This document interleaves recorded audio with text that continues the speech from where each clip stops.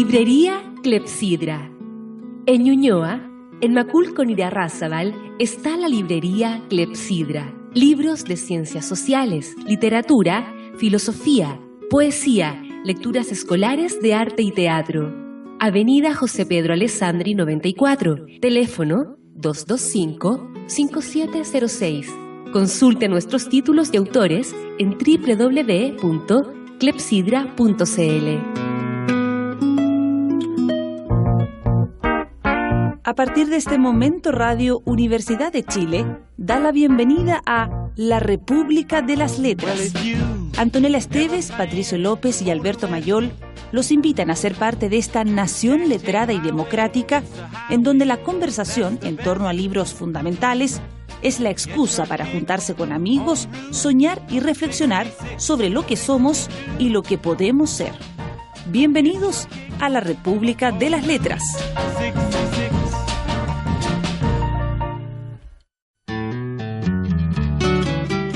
Querido Eduardo, te cuento que el otro día estuve en el supermercado Carrefour, donde antes estaba la cancha de San Lorenzo. Fui con José Sanfilippo, el héroe de mi infancia, que fue goleador de San Lorenzo 4 temporadas seguidas. Caminamos entre las góndolas rodeados de cacerolas, quesos y ristras de chorizos. De pronto, mientras nos acercamos a las cajas, Sanfilippo abre los brazos y me dice: pensar que acá se la clavé de sobrepique a Roma en aquel partido contra Boca. Se cruza delante de una gorda que arrastra un carrito lleno de latas, bifes y verduras y dice: fue el gol más rápido de la historia. Concentrado, como esperando un córner, me cuenta: le dije al 5 que debutaba: no bien empieza el partido me mandás un pelotazo al área. No te calentes que no te voy a hacer quedar mal. Yo era mayor y el chico, Capdevila se llamaba, se asustó, pensó: a ver si no cumplo. Y ahí nomás Sanfilippo me señala la pila de frascos de mayonesa y grita: acá la puso. La gente nos mira, azorada. La pelota me cayó atrás de los centrales, atropellé, pero se me fue un poco hasta ahí donde está el arroz, ¿ve? Me señala el estante de abajo y de golpe corre como un conejo a pesar del traje azul y los zapatos lustrados. La dejé picar y ¡plum! Tira el sordazo. Todos nos dimos vuelta para mirar hacia la caja donde estaba el arco hace 30 y tantos años, y a todos nos parece que la pelota se mete arriba, justo donde están las pilas para radio y las hojitas de afeitar. Sanfilippo levanta los brazos para festejar. Las clientes y las cajeras se rompen las manos de tanto aplaudir. Casi me pongo a llorar. El nene Sanfilippo había hecho de nuevo aquel gol de 1962, nada más que para que yo pudiera verlo. Osvaldo Soriano. Buenas noches. Con este relato, que es una carta que le envía Osvaldo Soriano a su amigo Eduardo Galeano, iniciamos nuestra sesión de esta noche con este libro, que es en la línea de Galeano, es una serie de relatos sobre el fútbol y sus alrededores, como ustedes acaban de apreciar, cuyo título es El fútbol a sol y sombra. Era un programa que queríamos hacer a propósito de la Copa América, pero como ustedes saben, una de las cosas que caracterizan nuestra biografía es que siempre llegamos tarde a todo. Buenas noches. Buenas noches, Alberto. Buenas noches, Patricio. ¿Qué tal? Sí, buenas noches, Omar. Buenas noches, ¿cómo están? Muy bien, con muchos temas para conversar a propósito de este libro. Mucho para leer, deduzco además, porque este libro se presta para leer, ir leyendo así a lo largo del programa varios parrafitos. No creo que haya mucho que decir sobre el libro así en lo descriptivo. Podemos pasar a un análisis más general. Pero como decía, se trata de una serie de relatos cortos, muy en la línea de las Memorias del Fuego, que probablemente en este registro es el más conocido de los libros de Galeano, y que fue repitiendo a lo largo de su trayectoria recurrentemente, hasta el punto que en cierto momento ya dejó de escribir novelas y se dedicó fundamentalmente a este tipo de libros. Aquí se retrata el amor de un uruguayo por el fútbol, como es una característica habitual de los uruguayos, pero además como es una característica habitual de los escritores latinoamericanos. Hay muchos que en esta línea han ensayado el modo de desnudar su pasión por este deporte y también por alguna camiseta en particular. Así es que, sí, dicho esto, se abre la sesión. Sí, yo quisiera señalar de que el libro, cuando uno parte leyéndolo, pareciera no tener prácticamente ninguna estructura. Hay algunos elementos, sin embargo, que empiezan a emerger después como elementos estructurantes. Hay algún sentido temporal ¿ya? Claro que sí. Con el tema de los mundiales. ¿Ya? Los mundiales van articulando el relato. Y ese pequeño homenaje de los mundiales que no son, expliquemos, que no se trata de que los mundiales son tratados in extenso, ni mucho menos. Los mundiales son la misma página y media de lo normal de todos los textos, pero en el marco de los mundiales siempre hay 3, 4 o 5 pequeños textos en los cuales también se detallan algunas cosas. Así es. En muchos lugares... Es como el destilado de cada mundial, ¿no? Exacto. Sí. Exacto. Hay 2 o 3 goles significativos, interesantes, particularmente bellos. Es muy interesante eso. Deben haber, no sé, 50 relatos de goles. De los 50 relatos de goles, uno no es capaz de dibujar el gol en ninguno, porque no es un relato propiamente tal, sino que es el flujo de emociones que derivan del relato. Él hace Galeano hace como si estuviese explicando el gol, pero es evidente que no está explicando el gol, está explicando lo que a él le pasó cuando la pelota se abre a la derecha para que entre Carlos Alberto, por ejemplo. Claro. Entonces pasa mucho que de repente hay goles que uno tiene en la memoria colectiva, otros no, ¿ya? Otros mucho más oscuros, desconocidos, que no están en YouTube, ni mucho menos. Y allí uno queda en medio de una nebulosa entrampado. Y el libro tiene otra estructura importante, que es la estructura del fútbol como el sol y el fútbol como la sombra. Así es. Y esa estructura es la cara terrible y horrorosa de algo que es bien amado por Galeano, y que fundamentalmente tiene que ver con la irrupción del dinero, la monetarización del fútbol, versus el fútbol que se jugaba con pasión, con convicción, con intensidad estética, que él lo refleja en la idea de haber partido los tiempos jugando 2-3-5 y terminar los tiempos jugando 4-5-1. Entonces, en fin. Así que bueno, eso básicamente ahora abre un conjunto de reflexiones filosóficas. Cada texto es una apertura de reflexión filosófica sobre una situación que siempre más o menos llega a un mismo territorio sobre el cual hay que observar. Sí, bueno, como decía Alberto, hay una cronología. Se habla del fútbol desde sus inicios, incluso habla de China, luego se detiene en Inglaterra, donde se van dando los reglamentos y todas las variaciones, cómo va pasando desde Inglaterra a otros países, cómo llega Argentina con los obreros, cómo llega Brasil, en etapas que son bonitas por el carácter popular y festivo del fútbol. Y luego, casi al principio del libro, yo no sé si me parece que en el primer párrafo habla de este decurso desde el juego a la técnica y de lo lúdico a lo serio, que es como la pérdida de esa edad de oro donde el fútbol es sobre todo juego, encuentro y espontaneidad. Esa cronología luego va con las Copas América, los mundiales, y él tiene muchas reflexiones interesantes que además van poniendo en el fondo lo que va ocurriendo en el mundo. Cuando empieza cada mundial, él dice cosas importantes política y socialmente que ocurrían en ese momento, que también es interesante el contexto en el que se pone. Sí, además, claro, cada cierto rato hay como un relato de lo que está pasando en ese año en todo el mundo. En todo el mundo. Claro. Y bueno, tiene reflexiones muy interesantes, como esto de cómo los jugadores latinoamericanos se juntan en el avión para ir a jugar los mundiales, mientras que los jugadores europeos, por el poder económico de Europa, son jugadores que juegan normalmente todo el año juntos en esos países, y los latinoamericanos se encuentran pocos días antes de los certámenes para poder armar un equipo a la rápida y poder... Todas esas cosas que van en contra. Él habla mucho del, así como mano de obra, pie de obra. Habla de la explotación de los jugadores, de cómo tiene una vida económicamente corta, de toda la manipulación, de las fortunas y la corrupción política y de todo tipo industrial que se mueve detrás del fútbol. y tratando de destacar esa genialidad.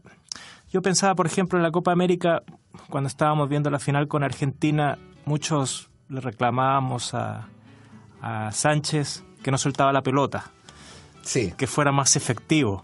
que no fuera comilón. Que no fuera comilón. Aquí Galeano diría, bueno, no vayamos por la efectividad, ojalá que se invente algo, que haya una jugada nueva, o sea, cómo hubiera surgido la chilena, cómo hubiera surgido, qué sé yo, la palomita, todas las jugadas bonitas del fútbol si se hubiera pedido efectividad desde un principio, ¿no? Entonces, bueno. Claro, yo creo que hay esa cosa de todo asegurarlo. Cuando Matías Fernández mete el primer penal de la última definición, el relato de los argentinos es distinto al nuestro. El relato de los argentinos dice: Matías Fernández anota su penal y anota esos penales que no solo son un gol, dice, sino que son una señal. Exactamente. Antes de que Chile ganase. Ajá. ¿Por qué? Porque lo puso arriba en el ángulo. Sí. Entonces, ese tipo de jugada... Tienen un subtexto. Claro, yo por ejemplo, Sí. debo ser el único hincha de la U que siempre adoré el penal con el que perdimos una final con Colo-Colo del Mayer colombiano, Candelo. de Mayer Candelo. Mayer Candelo, ojo, que había llegado a acuerdo con los dirigentes de la U para Exacto. renovar una temporada y que en esa tarde, luego de perder el penal, en el mismo camarín lo echaron. Exacto. Le rescindieron contrato. Yo Es lo que apoyé estamos hablando. y apoyaré siempre a Mayer Candelo, ¿ya? Porque si él hacía ese gol, era un trámite terminar siendo campeón. Ya era una señal. La pica, la tira igual que Alexis, Claro, Ajá, pero ajá. además en altura. en altura. La Ajá. diferencia es que Claudio Bravo Se está alcanzó a parar agotado, incluso. está agotado, se Ah. alcanza a parar y la manotea con... Claro, se con la alcanzó a parar punta una. inclusive. Ah. Era tan lenta que... Colo-Colo contra la U, además, Omar. Imagina Claro, una cosa claro, no. así, Está bien. O Rubén Ruiz Díaz, también una definición que también la pica y la pone arriba y la cuestión pega en el palo y se va para abajo. Y Sí. como él sí. mismo puso en Twitter, ¿te acuerdas? Claro. Él puso el relato del penal en Twitter. Era algo así como... Peruano conche su gol. ¿Qué estáis haciendo, peruano conche tu gol? Y a partir de ahí quedó como el peruano conche tu gol. Ya, pobre. Entonces, claro, a mí esas cosas me parece fascinante. Me parece Sí, fascinante sí. que te pese menos el contrato, que tú tengas la libertad, el ejercicio de la libertad en ese lugar. Sí. Yo creo que ese punto de Galeano es esencial para poder... me llamó la atención, sí, una cosa. No, él hace un relato muy brillante del Mundial del 78 de Argentina. Ajá.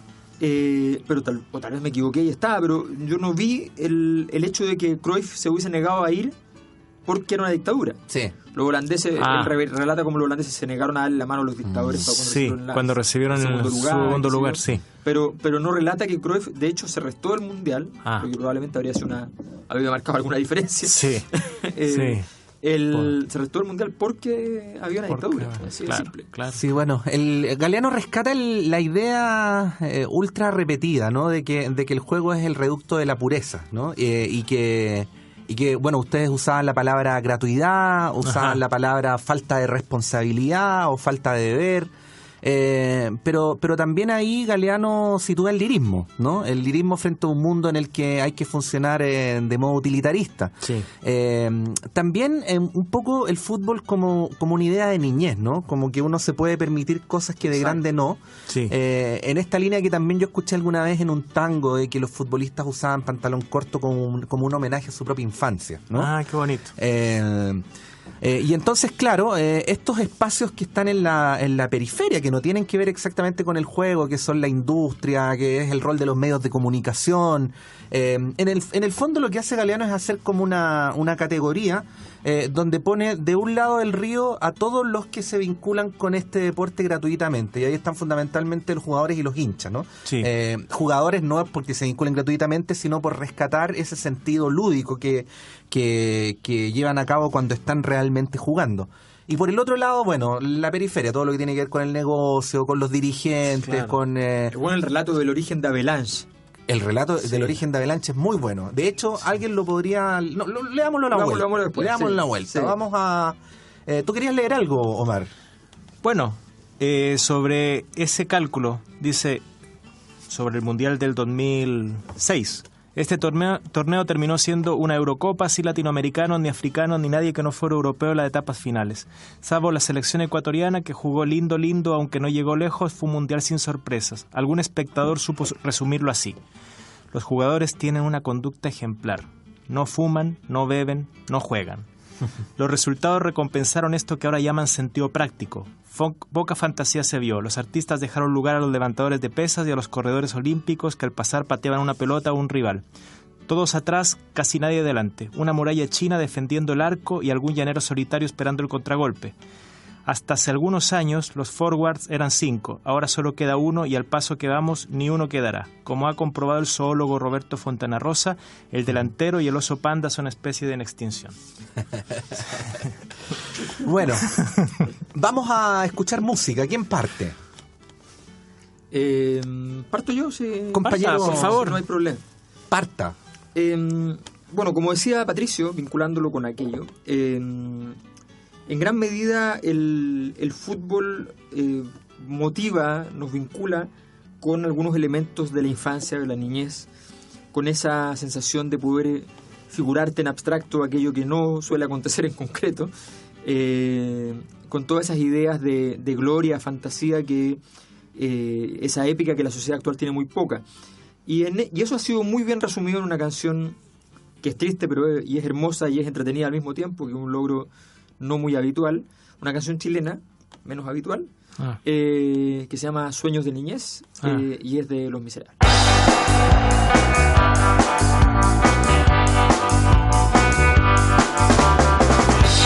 Sueños de niñez, convertir alguna vez un gol a estadio lleno, eludiendo al portero. En casa faltaba el pan, a veces faltaba el té, y nunca dejó de soñar con algún día ser un crack. Sueños de niñez, pichangas del barrio, cara sucia, sudor y barro, sudor y barro. Sueños de niñez, pichangas del barrio, cara sucia, sudor y barro. Zapatillas rotas, cara sucia y los restos de mamá, pero es lindo jugar y en su mente imaginar que las calles son estadios y las balas papel picado, las sirenas eran cantos y un gol ahogaba el llanto. Juegos de niñez, recuerdos del barrio, cara sucia, sudor y barro, sudor y barro. Juegos de niñez, recuerdos del barrio. Barbosa. A la hora de elegir el arquero del campeonato, los periodistas del Mundial del 50 votaron por unanimidad al brasileño Moacir Barbosa. Barbosa era también sin duda el mejor arquero de su país, piernas con resortes, hombre sereno y seguro que transmitía confianza al equipo, y siguió siendo el mejor hasta que se retiró de las canchas tiempo después, con más de 40 años de edad. En tantos años de fútbol, Barbosa evitó quién sabe cuántos goles, sin lastimar jamás a ningún delantero. Pero en aquella final del 50, el atacante uruguayo Giglia lo había sorprendido con un certero disparo desde la punta derecha. Barbosa, que estaba adelantado, pegó un salto hacia atrás, rozó la pelota y cayó. Cuando se levantó, seguro de que había desviado el tiro, encontró la pelota en el fondo de la red. Y ese fue el gol que apabulló al estadio de Maracaná y consagró campeón al Uruguay. Pasaron los años y Barbosa nunca fue perdonado.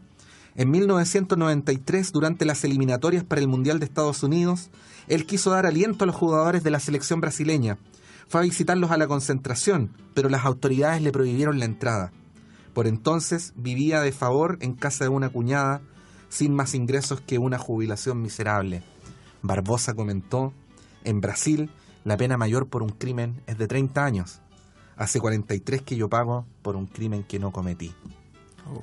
Barbosa. Como homenaje... ¿Me permites leer una noticia uruguaya? Eso. ¿Ya? Aprovechando. Esta noticia es de ayer. Así es. En Uruguay. Parte con un epígrafe que dice: al Maracaná lo silenciaron 3 personas. El Papa, Frank Sinatra y yo. Y es de Giglia. Dice: Montevideo, no habrá ninguno igual, ninguno nunca, como ese gol no habrá ninguno igual. Dice la nota periodística. Fue un gol para el infarto, y 65 años después fue un infarto el que se llevó precisamente, se me mete una cuestión aquí, ya, eso. Fue un infarto el que se llevó a aquel autor de aquel zapatazo que dejó mudas a las 200.000 almas brasileñas que colmaban el estadio Maracaná y a los 50 millones de brasileños que esperaban la hora del festejo para levantar la Copa del Mundo. Alcides Edgardo Giglia fue un futbolista excepcional, un puntero veloz sorprendente, un deportista de los de antes y exitoso como poco.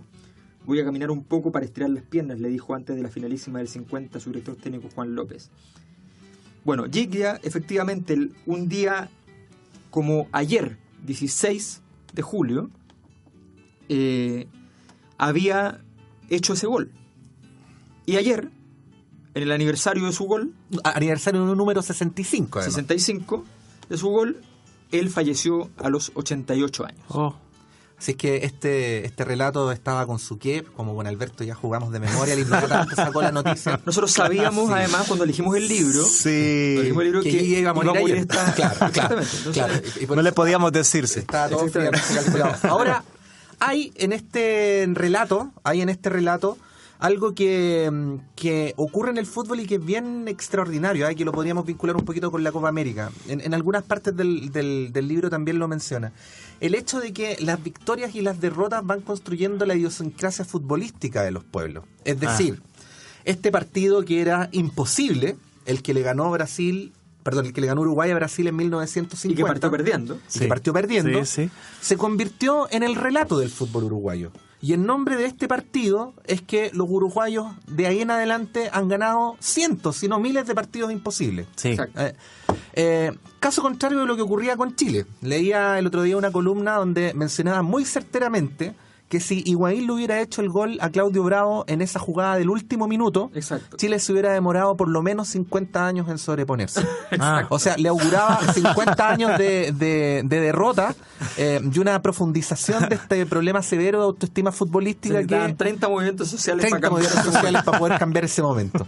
Y es cierto. Pero lo que le pasó al revés es lo que le pasó a favor como técnico a Sampaoli, y le pasó en su momento a la U cuando estaba Sampaoli, que fue la cultura del lo damos vuelta, desde que le dieron vuelta el clásico a la Católica en la final. Sí, perdió 2-0 el primer partido, ganando 4-1 el segundo, y de ahí para adelante fue innumerable la cantidad de veces en que daban vuelta los partidos en 3 minutos finales. Sí. Y iban perdiendo 3-0 y la barra estaba tranquila. Estaba tranquilo porque faltaban 10 minutos, compadre, ¿cuál es el problema? Sí, digamos, lo damos vuelta. Sí. Y esa cultura efectivamente articula mucho, y en el caso de los mundiales, en situaciones como esa, articula las épocas completas. El palo de Pinilla fue recordar a Julito Martínez. Así es. ¿Ya? Sí.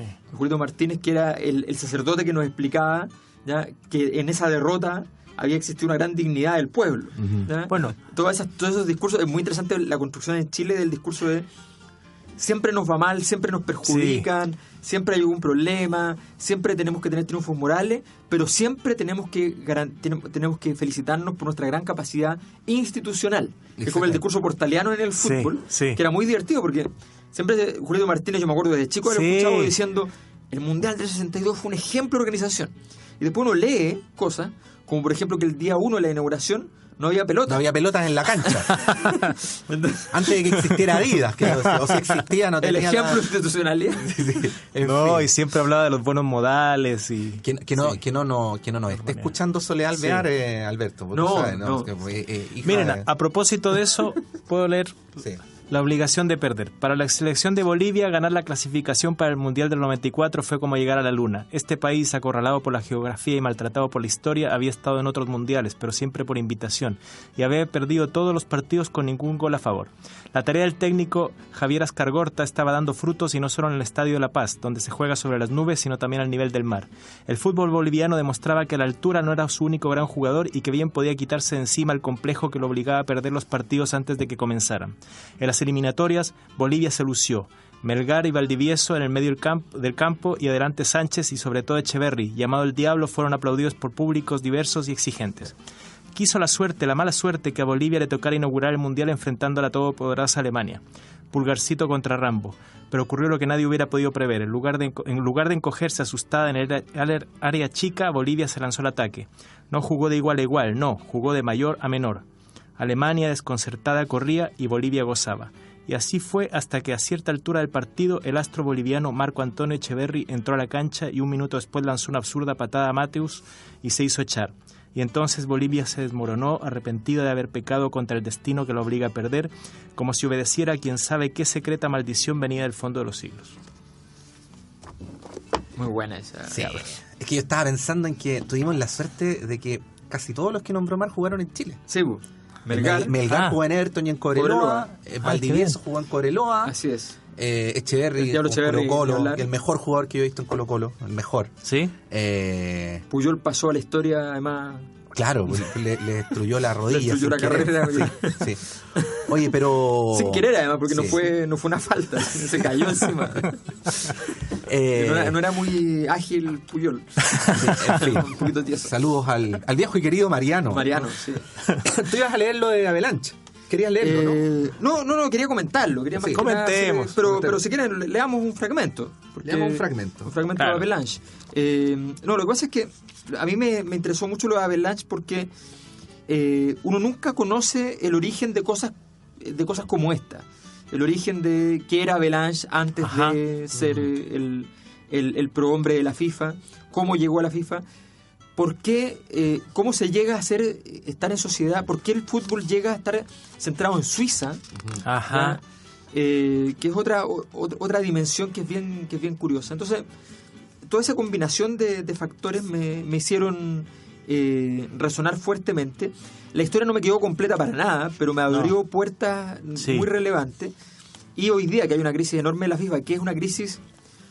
de Avalanche, en el fondo. Avalanche está muerto hace muchos años, pero toda esta crisis es del fútbol posterior a Jules Rimet, que es el primer presidente de FIFA, que por lo que se sabe, uno nunca sabe, pero por lo que se sabe, no tuvo nada que ver con la corruptela que se construyó después, ni con la construcción del gigantesco negocio que Avalanche declara al menos que manejaría algo así como 235.000 billones de dólares al año, una cifra que es más o menos más grande que las principales corporaciones del mundo.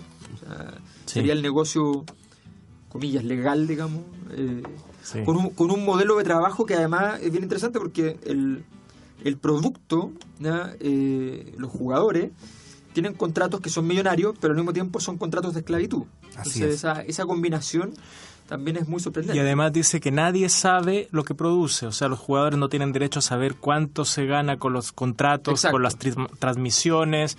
Al final los jugadores están vendidos a las transmisiones televisivas. Ahí cuenta lo de México jugando el mediodía para que en Europa se transmita con un calor abrasador, todos los jugadores quejándose. Sí. Bueno, por eso cuando se habla de cuánto ganan los jugadores, lo que suele no decirse es que ese es un porcentaje todavía ínfimo de lo que esos jugadores producen. Exacto. Por lo tanto, hay ahí una cuestión a la hora de... Y que mucha de esa plata seguramente sale aparentemente hacia el jugador, pero ¿cuánto se quedará en el camino? Porque puede ser que el jugador reciba 8 millones de dólares y los otros 42 se queden ahí, aunque figure en el contrato. ¿Cómo sabemos eso? La gente... Bueno, a Maradona le pasó. El papá medio sinvergüenza que es un... A Maradona le pasó. A Maradona le pasó, o sea, le pasó con su representante que... Coppola. Sí. Claro. En fin. Bueno, vamos a escuchar música. Vamos a ir a escuchar a Alfredo Zitarrosa. Uruguayo como Galeano. Y esta canción dedicada a uno de sus ídolos también, a Garrincha. Qué bonito.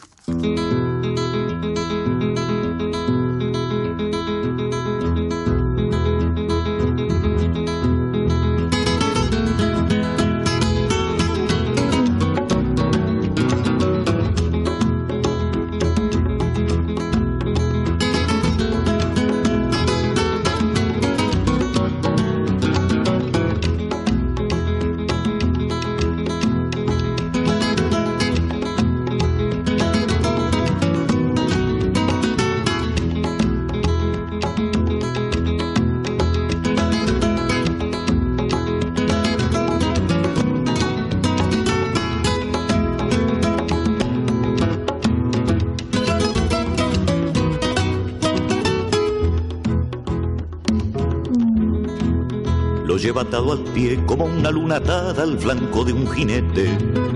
Lo juega sin saber que juega el sentimiento de una muchedumbre. Y le pega tan suave, tan corto, tan bello. El balón es palomo de comba en el vuelo. Y lo toca tan justo, tan leve, tan quedo, que lo limpia de barro y lo cuelga del cielo. Y se estremece la gente y lo ovaciona la gente.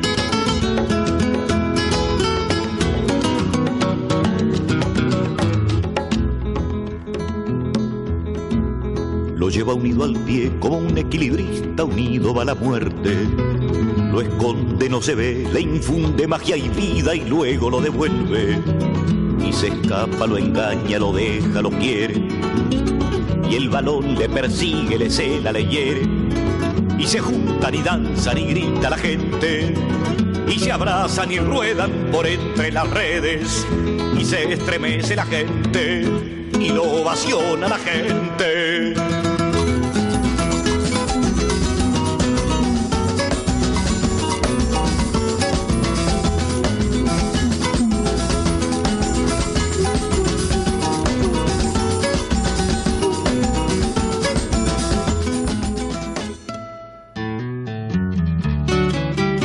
Garrincha.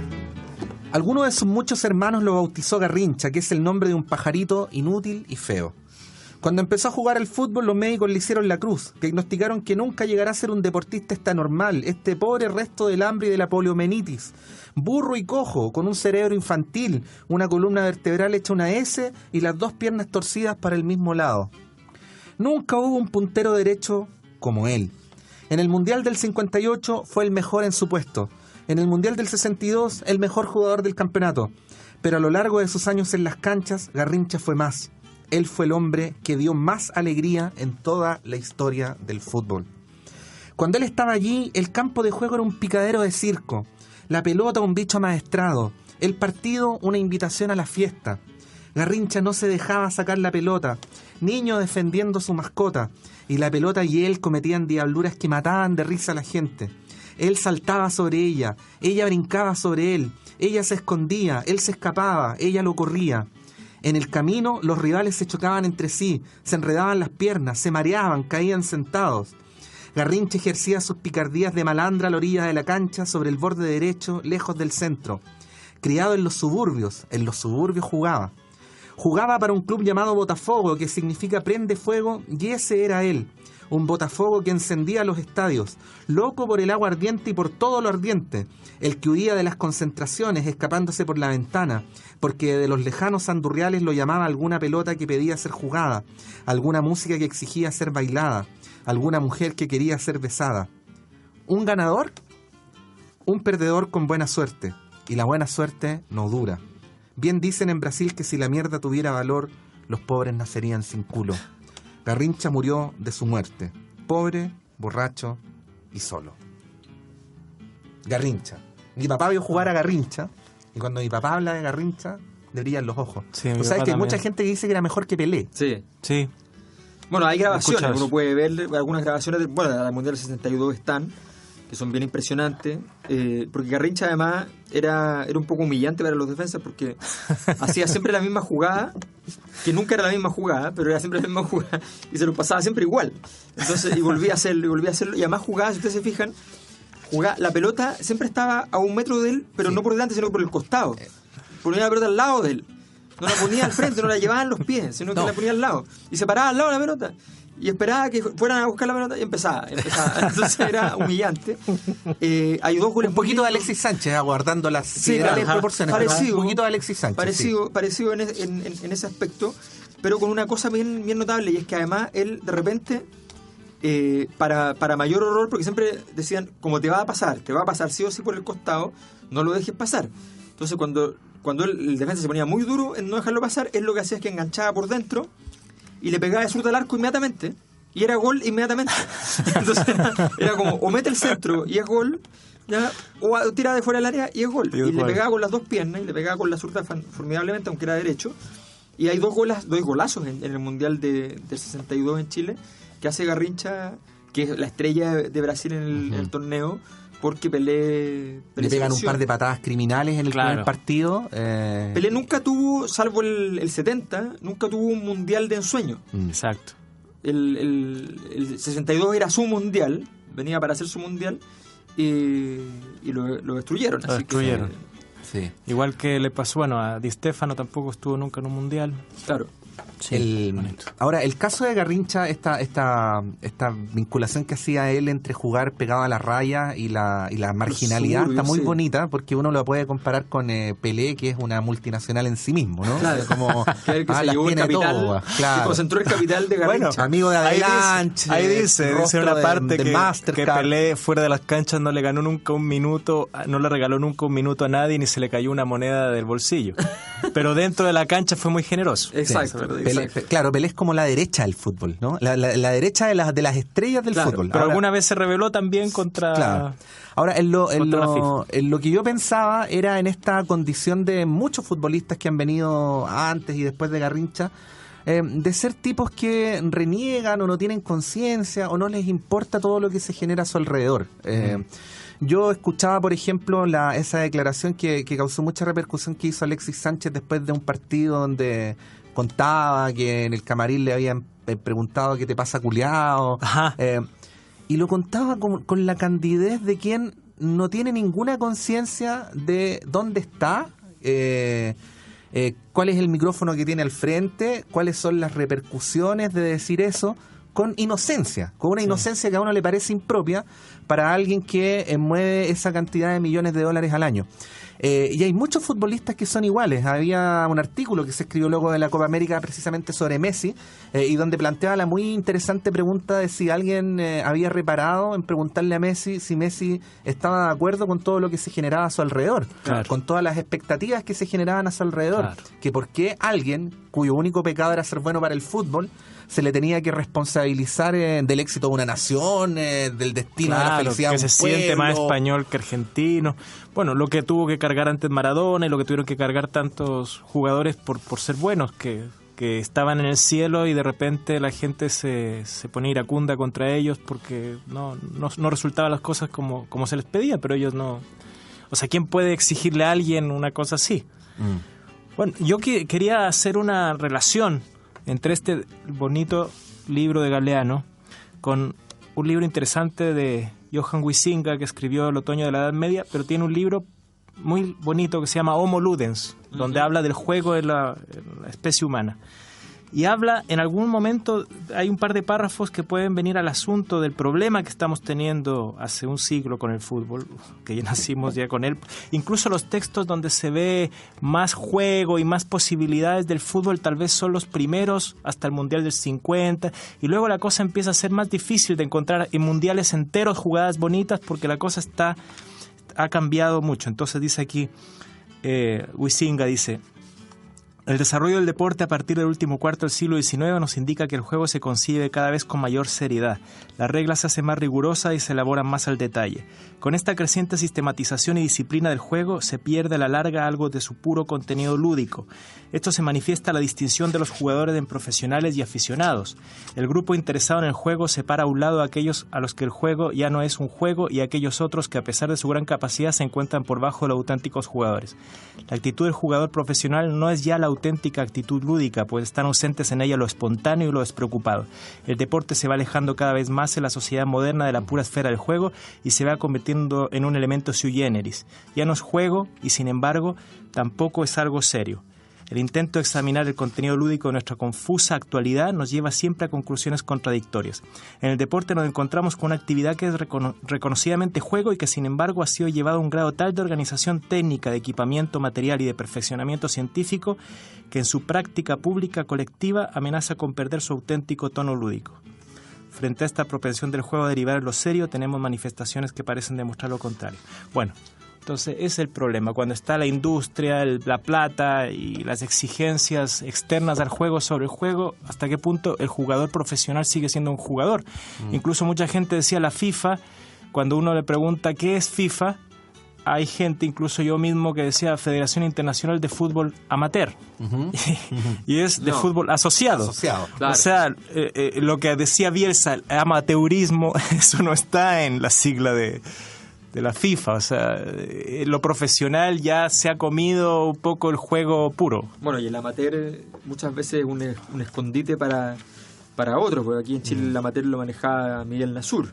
Claro. Ah, Qué nombre él, ¿ah? Qué nombre Miguel Nasur. ¿Ah? Te podría contar que la actual directiva de la ANFP tiene una relación muy, muy cercana con Miguel Nasur. Uy. Bueno, Miguel Nasur es presidente de Magallanes ahora. Sí. Fue presidente de Palestino, porque como era de la colonia, Sí. así llegó al fútbol, pero luego podía ser presidente de cualquier De equipo. Cualquier lugar, Eso. cualquier cosa. Porque el dinero lo logra todo. lo logra todo. Ese es el Eso. problema.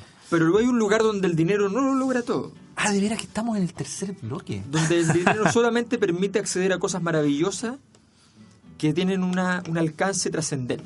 Efectivamente. El dinero como una táctica de resistencia. Que rompe, Eso. que rompe las estructuras de toda la opresión. Un límite que rompe el deseo. Es el límite. Algo nuevo que va más allá. Exactamente. Sí, siguiendo las hermosísimas palabras ya, de una agrupación de Europa del Este de poetas. Sí. Bueno, en ese lugar se llama Clepsidra. Sí. Es una librería. Esa librería la lleva en su timón Omar Sarraz, que está aquí presente.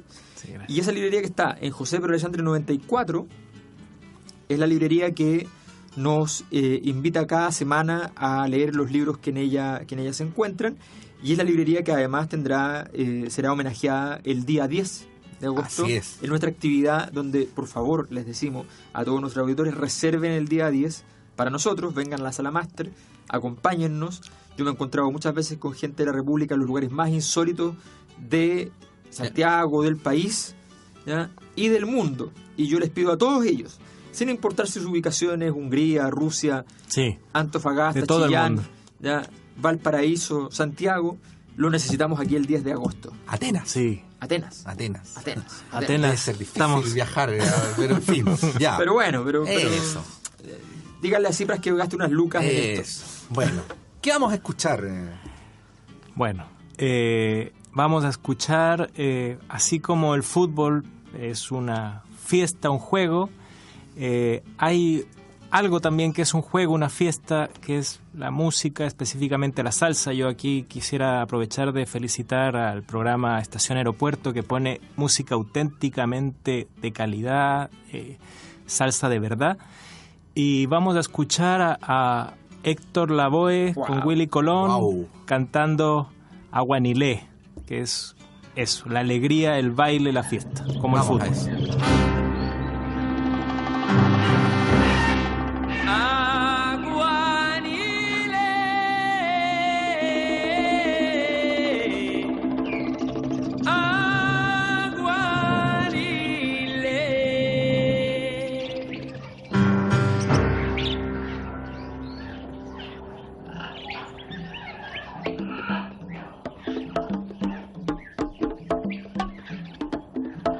San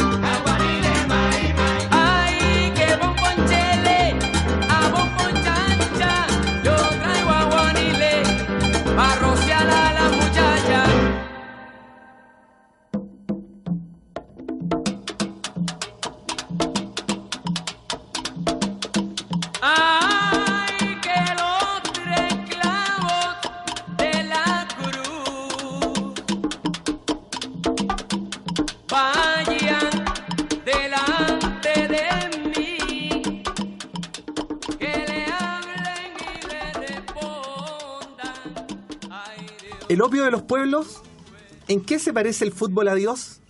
En la devoción que le tienen muchos creyentes y en la desconfianza que le tienen muchos intelectuales. En 1912 en Londres, Rudyard Kipling se burló del fútbol y de las almas pequeñas que pueden ser saciadas por los embarrados idiotas que lo juegan. Un siglo después, en Buenos Aires, Jorge Luis Borges fue más sutil. Dictó una conferencia sobre el tema de la inmortalidad el mismo día y a la misma hora en que la selección argentina estaba disputando su primer partido en el Mundial del 78. El desprecio de muchos intelectuales conservadores se funde en la certeza de que la idolatría de la pelota es la superstición que el pueblo merece. Poseída por el fútbol, la plebe piensa con los pies, que es lo suyo, y en ese goce subalterno se realiza. El instinto animal se impone a la razón humana, la ignorancia aplasta la cultura y así la chusma tiene lo que quiere. En cambio, muchos intelectuales de izquierda descalifican al fútbol porque castra las masas y desvía su energía revolucionaria. No hay por dónde.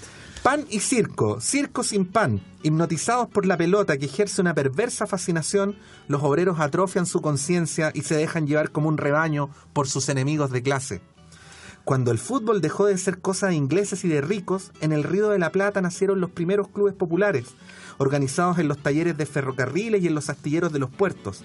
En aquel entonces, algunos dirigentes anarquistas y socialistas denunciaron esta maquinación de la burguesía, destinada a evitar las huelgas y enmascarar las contradicciones sociales. La difusión del fútbol en el mundo era el resultado de una maniobra imperialista para mantener en la edad infantil a los pueblos oprimidos. Sin embargo, el Club Argentinos Juniors nació llamándose Club Mártires de Chicago, en homenaje a los obreros anarquistas ahorcados un 1 de mayo, y fue un 1 de mayo el día elegido para dar nacimiento al Club Chacarita, bautizado en una biblioteca anarquista de Buenos Aires. En aquellos primeros años del siglo, no faltaron intelectuales de izquierda que celebraron el fútbol en lugar de repudiarlo como anestesia de la conciencia. Entre ellos, el marxista italiano Antonio Gramsci, que elogió, comillas, este reino de la lealtad humana ejercida al aire libre. Qué bonito. Qué bueno. Recordemos a Fernández Vial. Recordemos a Fernández Vial. También fundado por anarquistas, ferroviarios, sindicalistas del mundo ferroviario. ¿Tú sabes quién fue Fernández Vial, Omar? Cuénteme. Arturo Fernández Vial fue uno de los héroes del combate naval de Iquique. Sobreviviente, y por lo tanto, alguien que debería estar, como su nombre, en las bibliotecas, en los barcos, en los recintos de la Armada. Hoy día no hay nada en la Armada que lleve el nombre de Arturo Fernández Vial, que siempre tuvo simpatía por las ideas obreras y que en 1906, un año antes de la matanza de la Escuela Santa María de Iquique, como intendente de Valparaíso, fue mandatado para reprimir una manifestación y sin embargo él negoció y consiguió que la manifestación se disolviera. Como agradecimiento de los obreros anarquistas por haber evitado esta matanza, fue que los ferroviarios de Concepción, que eran anarquistas, le pusieron a su club Arturo Fernández Vial. Qué bien. Y acto seguido, Arturo Fernández Vial en vida se sacó algunas fotos con los integrantes del nuevo club, y es así como hoy día hay un club que lleva el nombre de Arturo Fernández Vial, y en la Armada institucional a la que perteneció no hay nada que lleve su nombre. Tiene lógica. Tiene sentido. Tiene sentido. Por eso bonito. fundaremos un equipo que se llame Arturo Merino Claro. José Toribio Merino Benítez. ¿Verdad que el otro? José Toribio Merino. José Toribio Merino Castro. Club Deportivo José Toribio Merino Castro. S.A. Aviación, S.A. naval. Que podría tener un color... ¿Qué color podríamos poner en la camiseta? Chuta. Un color negro. Y unas manchitas de rojo. Sí. Unas gotitas de rojo Unas en gotitas las de mangas. rojo. ¿Ah?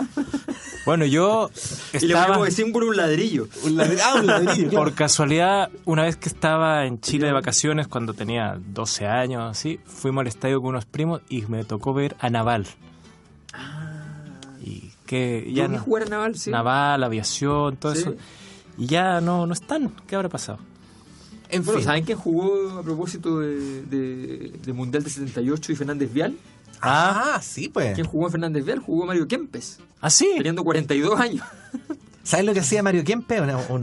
Iba a decir una weá maravillosa, casi digo. Sí, dígalo. Hizo una weá maravillosa. Sí. Mario Kempes jugaba el domingo. Se iba al aeropuerto de Concepción y tomaba un avión a Rosario. ¿Ya? Se quedaba en Rosario hasta el viernes, y el viernes en la tarde se tomaba un avión, se venía a Concepción y jugaba el fin de semana por Fernández Vial. Y esto ocurrió en el fútbol profesional chileno hace 10 años, ¿no? Hace 20 años. Sí, 20 años. Voy a buscar. Bueno, pero Kempes sería el de ese gol. Tal vez si me preguntan a mí cuál es el gol que más recuerdo con sorpresa, es el gol en el Mundial en el que va corriendo, no sé si Ardiles, y no alcanza la pelota y lo agarra otro jugador que está quieto y lo impulsa. Esa fue una jugada como de... Lo toma del brazo y lo impulsa contra la pelota. Y hace el gol. Fue una cosa espectacular. No sé si estaba Kempes en esa jugada, pero fue increíble. ¿Kempes hizo el gol, po? Kempes hizo el rebote. El rebote. Y el gol lo hizo Bertoni, claro. Fue extraordinario. El poeta. Bueno, el poeta Bertoni. Sobre cómo ha cambiado el fútbol, yo quería leer el de Obdulio. Yo era chiquilín y futbolero. Bueno, dice aquí. Nunca conseguí recordar las muchas cosas que había prometido y por eso nunca pude cumplirlas. Adiós, cuando estaba jugando Uruguay con Brasil en la final. Además, la victoria de Uruguay entre la mayor multitud jamás reunida en un partido de fútbol había sido sin duda un milagro, pero el milagro había sido más bien obra de un mortal de carne y hueso llamado Obdulio Varela. Obdulio había enfriado el partido cuando se nos venía encima la avalancha y después había echado el cuadro entero al hombro y a puro coraje había empujado contra viento y marea. Al fin de aquella jornada los periodistas acosaron al héroe y él nos se golpeó el pecho proclamando que somos los mejores y no hay quien pueda con la garra charrúa. Fue casualidad, murmuró Obdulio, meneando la cabeza, y cuando quisieron fotografiarlo se puso de espaldas. Pasó esa noche bebiendo cerveza de bar en bar, abrazado a los vencidos en los mostradores de Río de Janeiro. Los brasileños lloraban, nadie lo reconoció. Al día siguiente huyó del gentío que lo esperaba en el aeropuerto de Montevideo, donde su nombre brillaba en un enorme letrero luminoso. En medio de la euforia, se escabulló disfrazado de Humphrey Bogart, con un sombrero metido hasta la nariz y un impermeable de solapas levantadas. En recompensa por la hazaña, los dirigentes del fútbol uruguayo se otorgaron a sí mismos medallas de oro. A los jugadores les dieron medallas de plata y algún dinero. El premio que recibió Obdulio le alcanzó para comprar un Ford del año 31 que fue robado a la semana. Oye, Pato tenía toda la razón. 20 años exactos 20 años. Cuando Kempes ocupó la camiseta de Fernández Vial. Claro, y tú sabes que es considerado uno de los grandes ídolos de la historia de Fernández Vial. Tiene que ser. Porque los hinchas lo recuerdan con cariño. Claro. Fue un paso futbolísticamente olvidable. Por ejemplo, Johan Cruyff como técnico era muy, muy exigente, pero él sabía que él le daba un espacio a la magia. Entonces, Romario, que jugaba en el Barcelona por entonces, hacía lo mismo que Kempes en el Barcelona, nada menos. Se iba el domingo en la noche, tomaba un avión, se iba a Río de Janeiro. Nadie sabía de él hasta el miércoles o jueves. Él hacía todas las cosas que están prohibidas para el entrenamiento invisible. Por ejemplo, la pequeña muerte, por ejemplo, el alcohol. Y además otra cosa que es muy grave, que es jugar fútbol. Cuando tú eres profesional, tú no debes jugar fútbol si no es jugando por tu equipo. Tienes prohibido por el contrato, los jugadores no pueden jugar. Una pichanga no pueden jugar. No pueden jugar. Y Romario se iba a la playa en Río a jugar. Y él volvía el jueves, entrenaba el viernes con sus compañeros y jugaba el fin de semana nuevamente y no le preocupaba en lo más mínimo. Y hoy día eso, que es una cosa que no puede llegar 10 minutos tarde, eso no existía. No existía. Aunque el gran acto de magia de Johan Cruyff como entrenador fue haber convertido a Jordi Cruyff, a su hijo, como en centro delantero del Barcelona. Sí, bueno, ese es un acto de magia. Ese es un acto mágico increíble, ¿no? En fin. Pero era muy bueno. Yo tenía un conocido que era visco y le decían Laudrup. Que miraba para un lado y tiraba el pase para el otro. Qué extraordinario. Eso es Chile. Bueno, sí, en el club de mi población había un chico que le decían el ladilla porque corría por las puras weas. Y había otro que era negro y usaba el pelo largo y le decían el adomaitis. En fin, estamos llegando al final de nuestro programa El Fútbol a Sol y Sombra, libro recomendadísimo. Sí, muy bonito. No solo para los amantes del fútbol. No solo para los y las amantes del fútbol.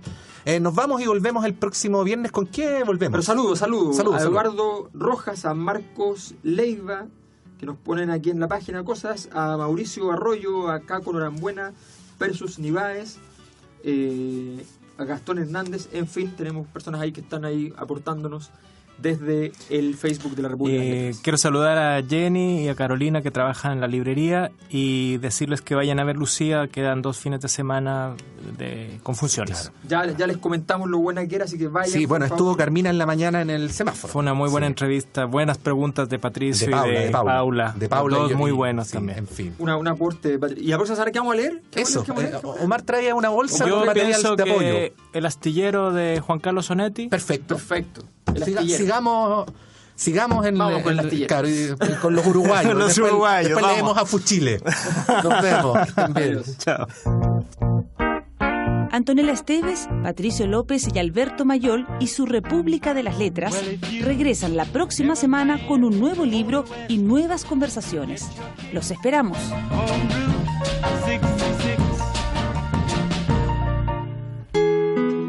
Librería Clepsidra.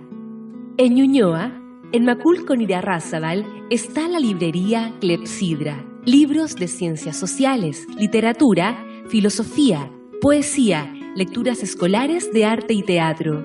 Avenida José Pedro Alessandri 94, teléfono 225-5706. Consulte nuestros títulos y autores en www.clepsidra.cl.